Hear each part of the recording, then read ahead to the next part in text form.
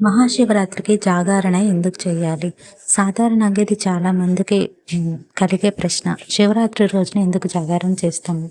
సాధారణంగా మహాశివరాత్రి రోజు సాయంత్రం గుడికి వెళ్ళి పూజ నిర్వహించి, ఆ తర్వాత శివుని తలుచుకుంటూ శివ మంత్రాలు కానీ, ఆయన నామస్మరణ కానీ, శివ పురాణాలు పఠిస్తూ రాత్రంతా జాగారం చేస్తారు. మన పెద్దలు కూడా చూస్తూ ఉంటాం.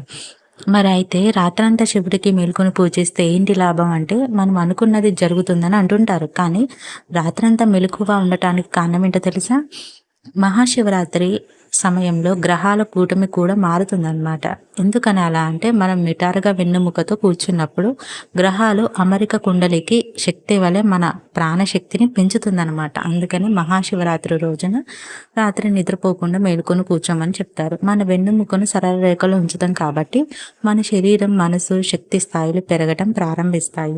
ఈ విధంగా ఈ శక్తి పెరుగుదల ద్వారా మీరు శాంతి, మోక్ష జీవితాన్ని పొందవచ్చని చెప్తుంటారు. వెన్నెముక నిటారుగా ఉంచుకొని రాత్రిపూట మేలుకొని శరీర శక్తిని పెంచుకోవాలని అంటారు. మరి యోగులు, ఋషులు చాలా మంది ఈ మహాశివరాత్రి రోజున ఉపవాసం ఉండి వారు అనుకున్నట్లుగా ముక్తిని పొందుతారనమాట. అందుకని మహాశివరాత్రి రోజున జాగరణ చేస్తే చాలా మంచిది.